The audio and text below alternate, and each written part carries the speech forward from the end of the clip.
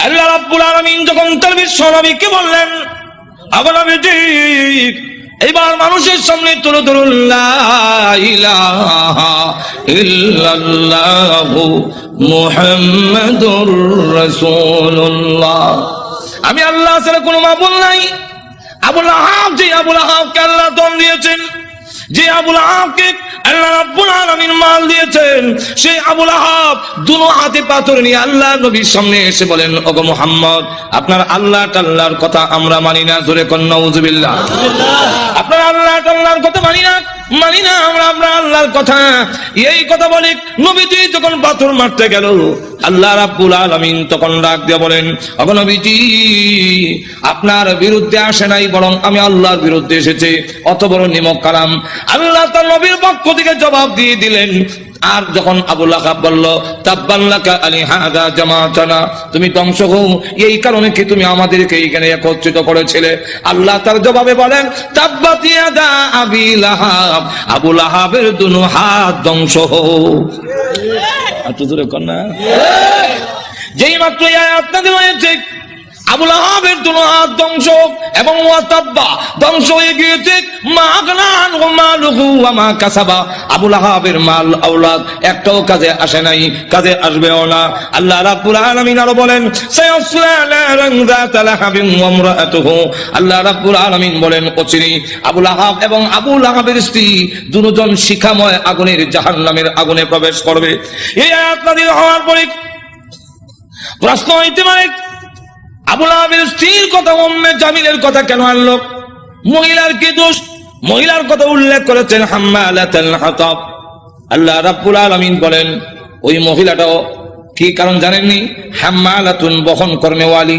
হাতাবা অর্থ হইল, মুফাসসিরিনে কেরাম এর সাথে দুইটা ব্যাখ্যার মিল রেখে মুফাসসিরিনে কেরাম বলেন, একটা ব্যাখ্যা হইল লাকড়ি, আর একটা ব্যাখ্যা হইল সুগুল করি। ওই আবু লাহাবের স্ত্রী গড়ে গড়ে দিকে বলে, তোমরা কারা গো?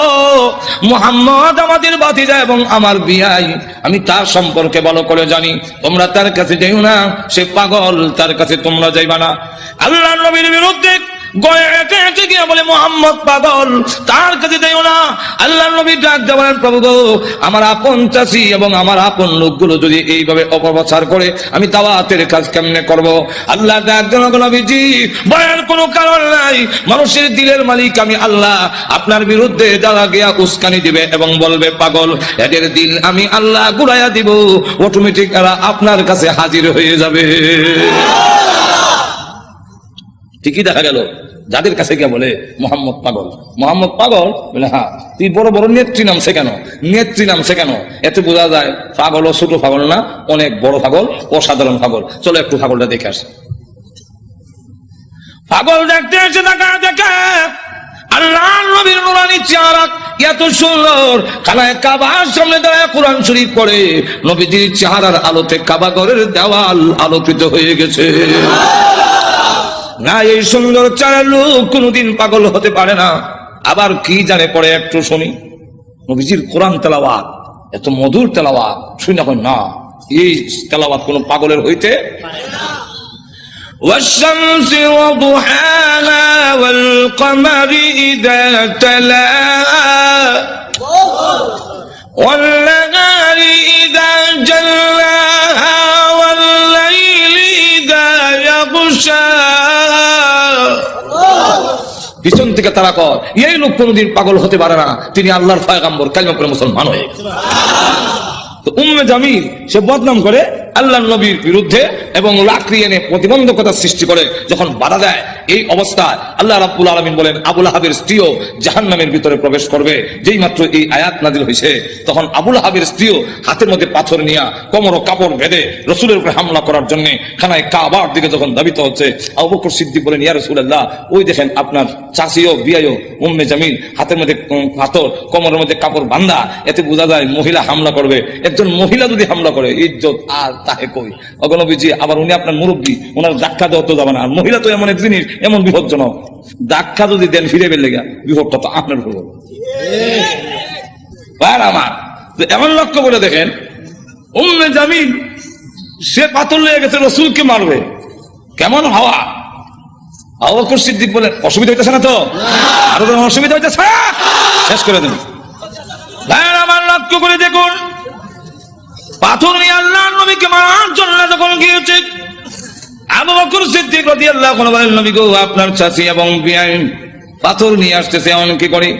নবীজি ডাক দিলেন, আবু বকর, চিন্তার কোনো কারণ নাই, আমি মহান আল্লাহ কোরআন পড়ব, মহান আল্লাহ আমার হেফাজত করবেন।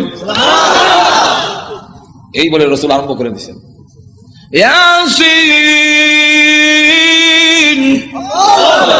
ওয়াল কুরআনিল হাকীম। উম্মে জামিল কাছে গিয়া কয়, এ আবু বকর, একা একা বসে রইছো, তোমার সাথী মোহাম্মদ কই আজকে? আবু বকর সিদ্দিক রাদিয়াল্লাহু আনহু বলেন, আমি দেখি আমার পাশে বইয়া কোরআন শরীফ পড়তেছে, নবী দেখতেছি আর কানে শুনতেছি। মহিলা জিগায়, মোহাম্মদ কৌ? তা তো বোঝা যায় দেখে না, দেখে না, তখন আমি কই রাখি।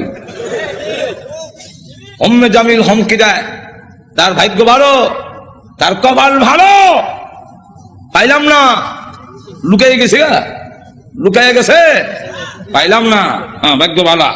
আর না, হ্যাঁ আন্দাজ পাইছে না, আমার ডাবল হওয়া, ডাবল হওয়ার মানে দেশ যারা চালায়, এক সর্দারের বউ আমি, আরেক সর্দারের কন্যা। আবু জাহেল আমার বাপ, আবু লাহাব আমার স্বামী, আর ভেঙে ফেলবো।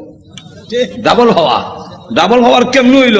সব তোর ভেঙে কোয়া যায় না, বিপদ তো আছে। আমার ডাবল হওয়ার পাইলাম না, তার ভাগ্য বালা। আবু বকর সিদ্দিক বলেন, আমি দেখি তুই দেখস না, হিরো বুঝলাম না। ইসলামী প্রযোজনা প্রতিষ্ঠান বেতার বিতান সে তখন চলে গেল।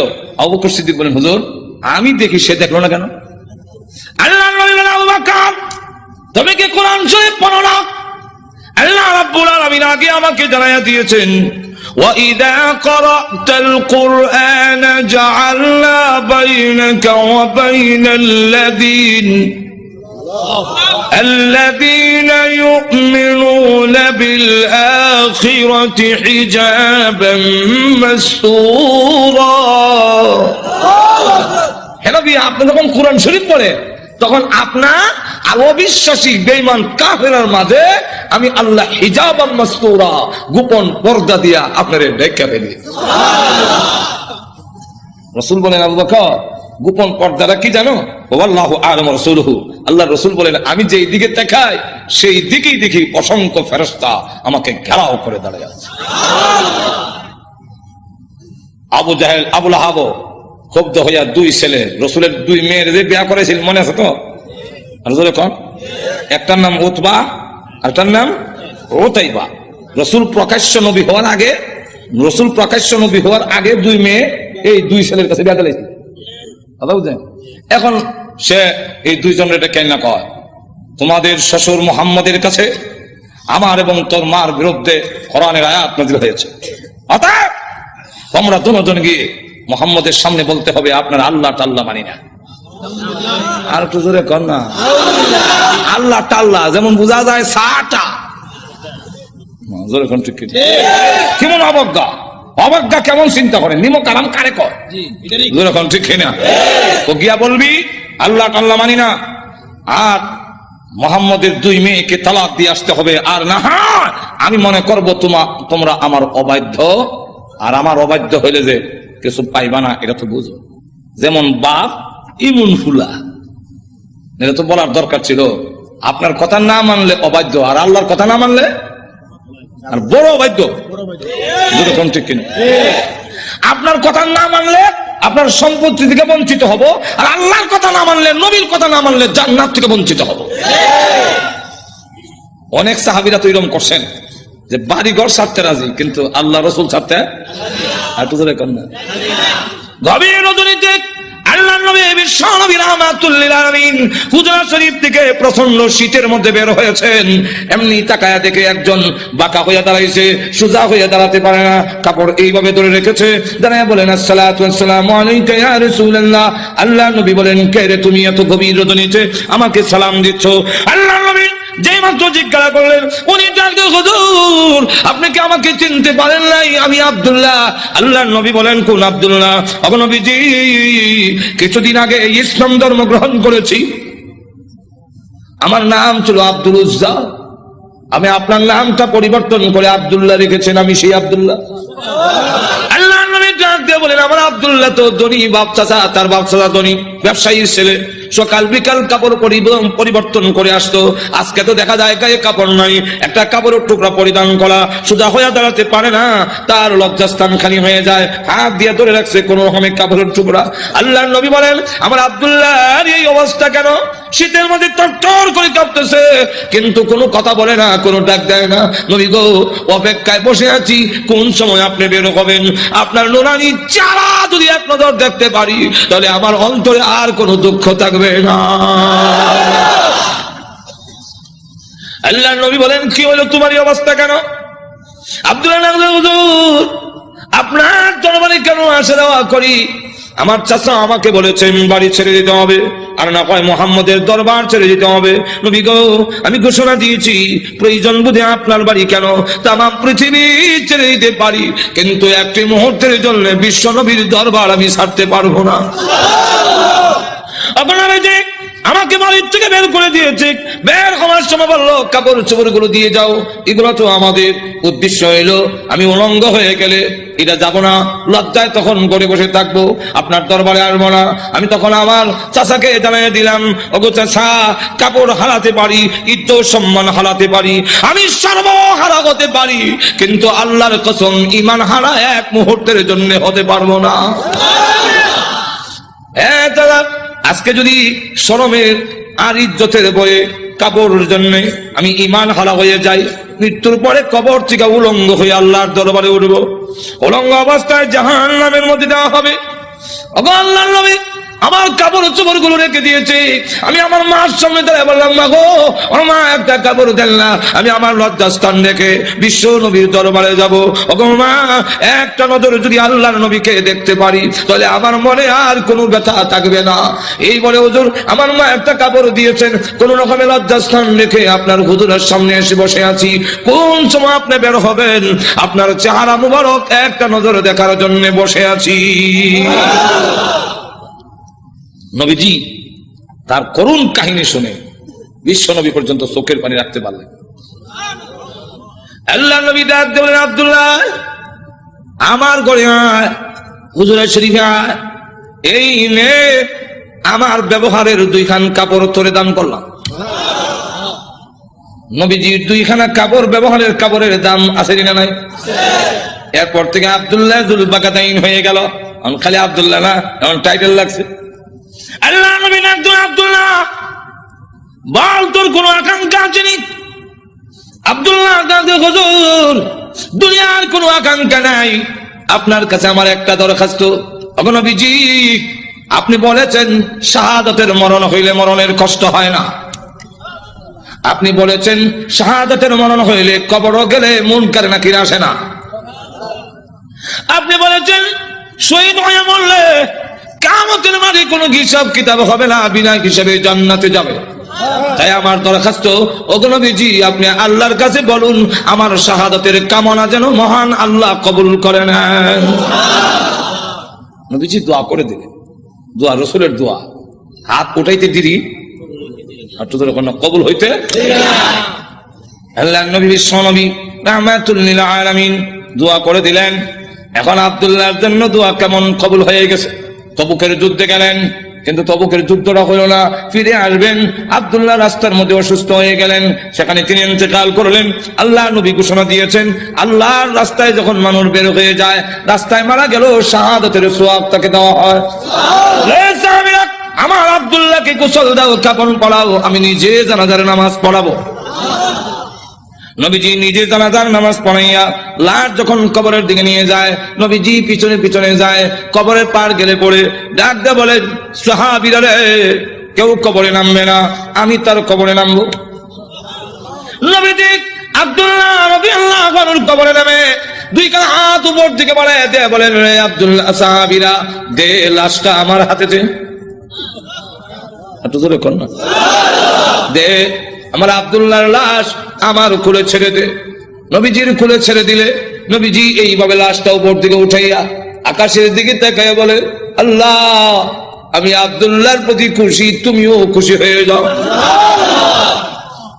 আল্লাহ এখন আব্দুল্লাহর লাশটাকে আমার কুল থেকে তোমার রহমতের কুলে আমি স্থানান্তর করতে চাই। এই কথা শুনে সাহাবীরা গইরে কবর পার কান্না শুরু করেছেন। বিশেষ করে সাদ ইবনে আবি ওয়াক্কাস রাদিয়াল্লাহু আনহু ডাক দিয়ে বলে, মাটিতে গড়িয়ে কান্না আর বলে, আব্দুল্লাহ রে, এই লাশটা তোর না হইয়া আমার যদি হতো রে, আমার ভাগ্য কত ভালো ছিল রে আব্দুল্লাহ, এই লাশ তোর না হইয়া আমার যদি হতো, যেখানে আল্লাহর নবী বলতেছেন, আল্লাহ আমি খুশি, মেহেরবানি করে তুমিও আমার আব্দুল্লাহর প্রতি খুশি হয়ে যাও। ভাইরা আমার, লক্ষ্য করে দেখুন, এইভাবে অনেক ঘটনা সারা রাত বললেও তো শেষ হবে না। এইভাবে বাড়ি ঘর ছেড়ে দিয়েছেন আল্লাহর দ্বীনের জন্য, ইসলামের জন্য, আল্লাহ নবীর জন্য। কিন্তু আবু লাহাবের ছেলে যেমন বাবা তেমন ছেলে উতবা আল্লাহ নবীর সামনে গিয়ে বলে, ওগো মুহাম্মদ, আপনার আল্লাহ টাল্লাহ এগুলো আমরা মানি না। আর তো জোরে কর না। আর নবীজির সামনে দাঁড়ায় বলে, আপনার 2 মেয়েকে তালাক দিলাম। নবীজি তাফসীরে মাযহারিতে লেখে, আল্লাহর নবীর উপরে হামলা করে টান দিয়ে জামা ছিঁড়ে ফেলেছে। নবীজি চোখের পানি ছেড়ে দিয়ে কাঁদলেন, হ্যাঁ প্রভু, আমার জামা ছিঁড়েছে, এই জন্য আমি ব্যথা পাইনি। আমি কত আঘাত খাইলাম তোমার দ্বীনের জন্য, তোমার জন্য, তোমার দ্বীনের জন্য যদি আমি কষ্ট পাই, আমার তেমন কষ্ট লাগে না। ও প্রভু, আমার মেয়েকে তালাক দিয়েছে, এই জন্য দুঃখ লাগে নাই, দুঃখ লেগেছে। আমার সামনে যদি তোমাকে কেউ অবজ্ঞা করে, তোমাকে অপমান করে, আমি রাসূল কখনো বরদাস্ত করতে পারি না। ভাইরা আমার, বাস্তবিক যাদের ভিতরে ঈমান আছে, ঈমানদার কখনো দুনিয়ার সকল কিছু বরদাস্ত করতে পারে, কিন্তু আল্লাহ নবীকে অপমান করবে, এই পৃথিবীর কোন মুমিন কখনো বরদাস্ত করবে না। এর নামই হলো ঈমান। জোরে কোন ঠিক কিনা?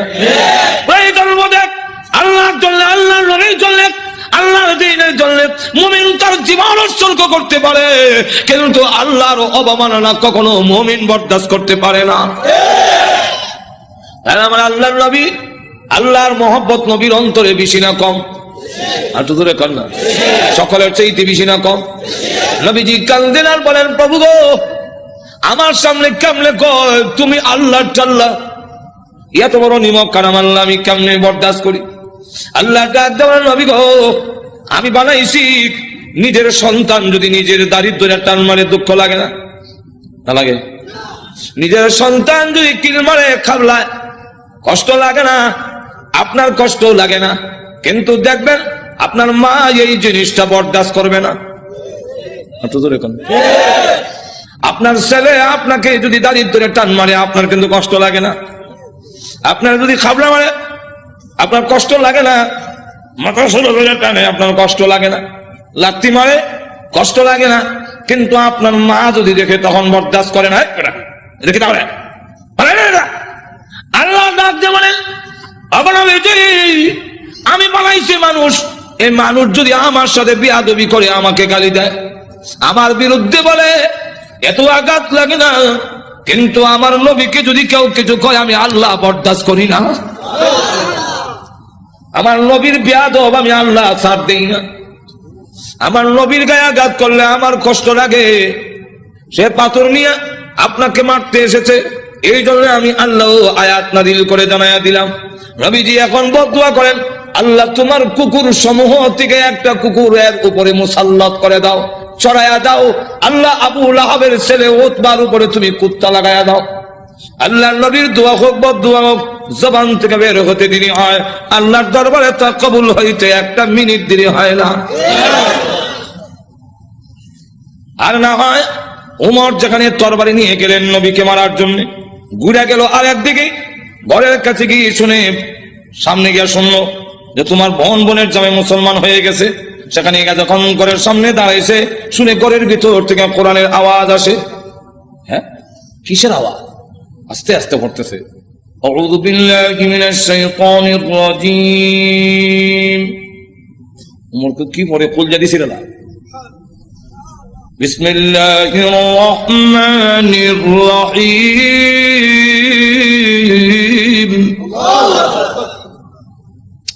এই গণকে আওয়াজ হইনা ফাতেমা কাহা আজরাইল আইছে দরজা খুলছে আর ফরায় যে হয়তো খাব্বাব রাদিয়াল্লাহু তিনি দরজার আড়ে লুকাই গেছে আল্লাহ লা ইলাহা ইল্লাল্লাহ সুবহানাকা ইন্নী বোন এবং বোনের জামারে তো একবারে মারবে না উমর তো আমারও দুই টুকরা করলো তরবারি আতুই আছে দরজার আড়ে লুকাইয়া খালি খত মিনুস করে উমর ঢুকে তার বোন রে দিল এক থাপ্পড় বোনের জামাই রে থাপ্পড় খাইয়া উল্টে গিয়ে পড়ছে বোন বাধা দিয়ে আমার সামনে মারো কেন দিলাম তোরা একটা বোন যখন থাপ্পড় খাইছে কানের পর্দা ফেটে গেছে বোন তখন কয় শোনো তুমি যেমন খাত্তাবের ছেলে আমিও খাত্তাবের মেয়ে তুমি জানো না ইমান এমন এক জিনিস এটার মধ্যে যত চাপ দেওয়া যায় অত এটার স্প্রিড ইমানদার এমন এক জিনিস এটার যত গুতা দিব অত ভালো উঠবো গুতা দিত না ঘুমাই থাকবো চিড়িয়াখানা গেছে দেখে চিড়িয়াখানা এক বেটা গিয়া দেখে ফিঞ্জিরের ভিতরে রড দিয়া বাঘ তো আটকাইতেছে দেখছেন না তো চিড়িয়াখানার খানা এটা তো মুক্ত না সে যেভাবে মুক্ত গরু ধরে খাইতো এবার তো খাইতে পারে না সামান্য খাওয়ান ভাই করে রয়েছে তো ধর্ষণার্থী একজন দেখেন না এক লোকটা কয় এটা শুনছি বাঘ এটা দিয়ে ছাগল বাঘে না মানুষ দেখলে তর্জন গর্জন করে এটা দিয়ে কিচ্ছু করে না তো দিছে সাথী দেখ গুতা নিবেদন করছেন খাওয়ান ঠিক ভাই ভাই না করে রইছিলাম তোমার এখানে গুদা কি মেরে কামড়া সিটি সেন্টার মোর গুতা দেশ করে জানাস না ভাগ গুতা দিলে ভালো উঠবো যেমন গুতা দিছে আমি হাত হাত করে দেন খালিছে জুতা মুজা হাতে ফালাই একটা দিছে তো যেরকম ঠিক কিনা ফাতেমা ডাক দেখো ভাই তুমি যে আমার শর্ট দিছে মনে করছো আমি বন্ধ হয়ে যাবো সুস্পষ্ট করে বলে দেই সত্য ধর্ম গ্রহণ করছি মারতে পারো জীবন গেল সাথে এখন কয় এই এটা নিয়ম মানুষ যখন দিনের উপরে ইসলামের উপর অটল অচল থাকে তখন তারা আল্লাহর সাহায্য আসে আর যারা নির্যাতন করে হেরার দিলের মধ্যে আল্লাহ ডর ঢুকাইয়া দেয় ওমর কয় ইয়া তো মারলাম তো সামলাইতাম পারি না কি করছি রে দেখো না তোমাকে দেওয়া যাবে না কেন এটা কোরআনের অংশ ইন্নাহু লাকুরআনুন কারীম ফি কিতাবিম মাকনুন লা ইয়ামাসসুহু ইল্লাল মুতাহহারুন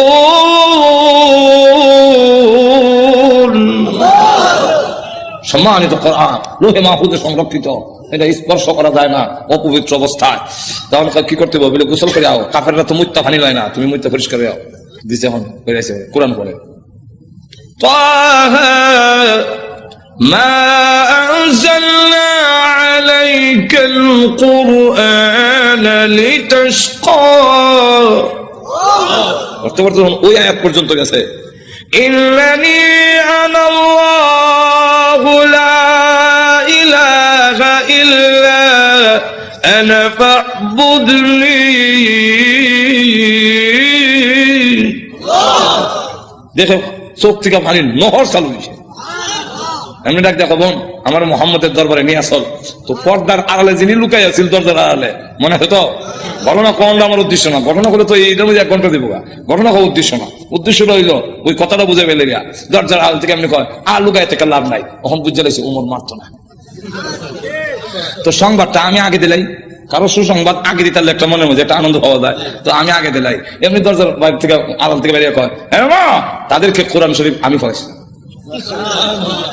আচ্ছা তো আপনাকে সুসংবাদটা দেওয়ার জন্য বেরিয়েছে তখন লুকাই আসলাম কি সুসংবাদ দারুল আরকাম গোপন ঘাঁটি যেখানে দিন প্রচার করা হয় লুকাই লুকাই আগেন থেকে যার নাম ছিল দারুল আরকাম এই দারুল আরকামে গত রাত্রে আমি বিশ্ব নবীকে দোয়া করতে শুনছি আল্লাহ রাসূল বলছেন আল্লাহুম্মা আইজ্জিল ইসলামা বি আহাদিল উমরাইন আল্লাহ দুইটা ওমর থেকে একটা ওমর ইসলামের ভিতরে এনে ইসলামের শক্তিশালী করে দাও একটা হলো ওমর ইবনুল খাত্তাব আর একটা হলো ওমর ইবনে হিশাম যার টাইটেল হলো আবু জেহেল আগে আসলে আবুল হাকাম এর নাম উমর আর এই আমিরুল মুমিনিন উনার নাম উমর আল্লাহ রাসূল বলেন এই দুইটা ওমর থেকে একটা ওমর আমারে দাও আল্লাহ রাব্বুল আলামিন মনে হয় গত রাত্রের রাসূলের দোয়াটা তোমার বেলায় কবুল হয়ে গেছে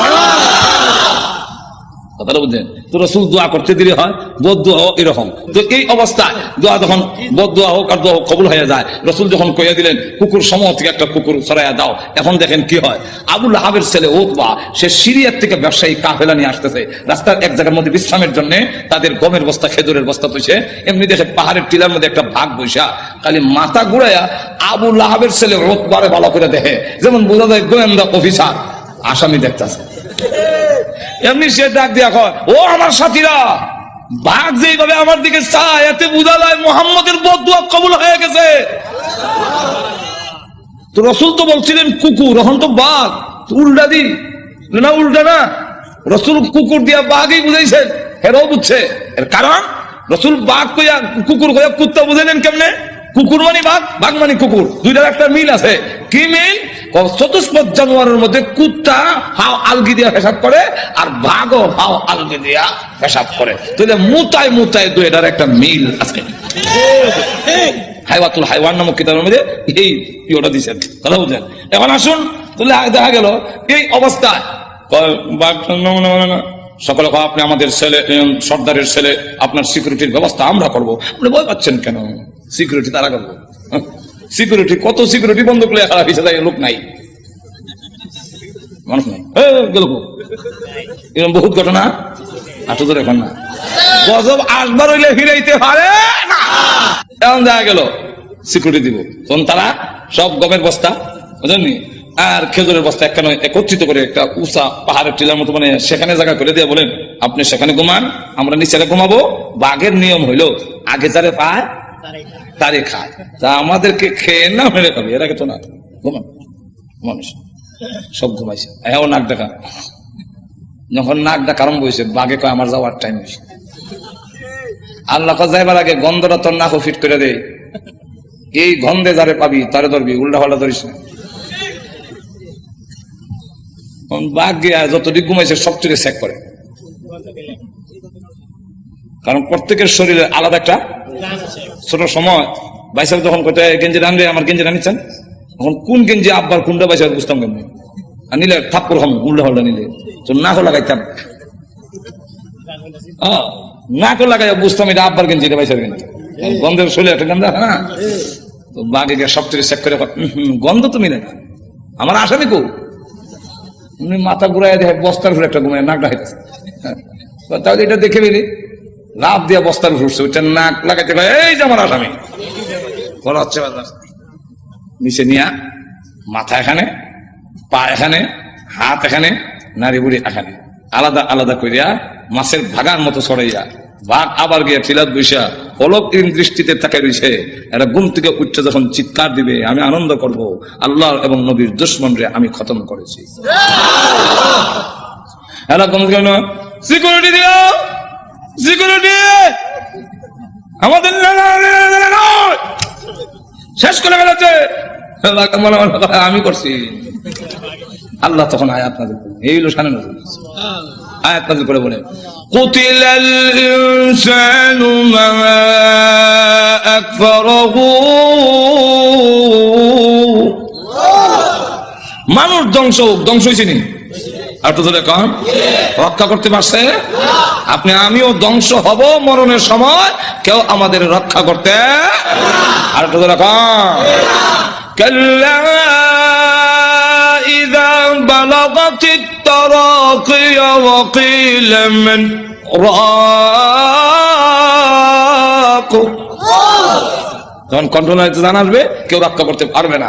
আল্লাহ তখন আয়াত নাযিল করে বলেন, কুতিলাল ইনসান, মানুষ ধ্বংস হোক, মানুষ বড় অকৃতজ্ঞ। এখন আল্লাহ এক একটা নিয়ামতের কথা তুলে ধরে বলেন, তুই যে অকৃতজ্ঞ হইলে একটু চিন্তা করলি না, মিন আইয়ি শাইইন খালাকা, তুই কিসের তৈরি, তোরে কি দিয়ে বানানো হইলো, এটার জবাব পারবো না, কারণ আমি জানি না তুই কি দিয়ে বানিয়েছেন। এর লাগে আল্লাহ নিজেই জবাব দিয়েছেন, মিন নুতফা, নাপাক পানি দিয়ে বানাইছি, যেটা অত্যন্ত ঘৃণিত। আমি আল্লাহ এত সুন্দর করে তোরে বানাইলাম, আবার বানাইছি যে খালাকাহু ফাকাদ্দারাহু, কাদ্দারা ইউকাদ্দিরু, এটার দুইটা ব্যাখ্যা। একটা ব্যাখ্যা হইল তোমাকে এইভাবে বানাইলাম, গরু ছাগল এইভাবে না, তোমারে কুদরতি স্প্রিং দিয়ে জায়গায় জায়গায়, মানে কুদরতি স্প্রিং, জোরে কোন ঠিক কেন, কুদরতি স্প্রিং। এরপরে গরু এমনি লাগায়, জোরে কোন ঠিক কেন। কিন্তু মানুষ তুমি সেলুনে গেছে চুল কাটবা, ডাইন দিকে বামে বামে বুঝছে জোরে কোন ঠিক না ঠিক না মানুষ তোর মাথা এইভাবে ঘুরাইবার মতো এই যে কুদরতি স্প্রিং দিয়ে তোরে বানাইলাম আল্লাহ গরু কিন্তু এই ঠ্যাং ভাঙ্গিয়া পেশাব করতে পারে না, তোর আডু ভাঙতে পারো, তোর সব ভাঙতে পারো, কুদরতি স্প্রিং জায়গায় জায়গায় দিয়া আমি আল্লাহ এমন ভাবে বানাইলাম। আবার তুমি যখন বস্তা লইবা মাথা তখন রড থেকে আরো শক্ত জোরে কোন ঠিক না ঠিক না খালাকাহু ফাকাদ্দারাহু। আর একটা কাদ্দারের ব্যাখ্যা হইলো কাদ্দারা ইউকাদ্দিরু তাকদীরান। এর অর্থ হলো তুই অত হতাশ হওয়ার দরকার নাই, অত পেরেশান হওয়ার দরকার নাই, সুদে ঘুষে খাওয়ার দরকার নাই। তোমার কপালও তোমাকে জন্মের 50,000 বছর আগে কপালও লেখা কয়টা দোকানের মালিক হবি এটা লেখকেই তোরে দুনিয়াতে পাঠাইছি। যার বাস্তব প্রমাণ কপালে যদি না থাকে বিদেশি ডিগ্রি থাকলেও বাংলাদেশের এমপি হতে পারে না, এমন ঘটনা বাংলাদেশও আছে। এমন শিক্ষিত লোক আছে আরেক দেশও গিয়ে পড়ায়, বিদেশ গিয়ে পড়ায়, এমন বড় ব্যারিস্টার আছে বাংলাদেশও, কিন্তু বুট পায় না। আর তো ধরে কন্যা বাংলাদেশে এমন ঘটনাও আছে উচ্চ শিক্ষিত তো উচ্চ ডিগ্রি নাই কিন্তু বাংলাদেশ সরকার প্রধান হয়েছেন। কেন হয়েছে? এটা কপালও লেখা ধরে কোন ঠিক না ঠিক না। আর এটা ওই তালনা গেলে গিয়া অত বড় ব্যারিস্টার হইয়া সংবিধান রচনা করিয়া ও তো পারে না খেলে ও না হওয়ার কারণ হলো এটার কপালও এমপি লেখা নাই। আল্লাহ তাই বলেন এক একটা নিয়ামত উল্লেখ করে আমাদেরকে বলেছেন নিমক হারাম হইও না। আল্লাহ আমাদের সকলকে তৌফিক দান করুন। সকলে বলেন আমিন ওয়া আখিরু দাওয়ানা আলহামদুলিল্লাহি রাব্বিল আলামিন। সুপ্রিয় বন্ধুরা, আমার ইউটিউব চ্যানেলে আপনাদের জানাই আন্তরিক অভিনন্দন। আমাদের ভিডিও ভালো লাগলে এবং নতুন নতুন ভিডিও পাওয়ার জন্য আমাদের চ্যানেলকে সাবস্ক্রাইব করুন।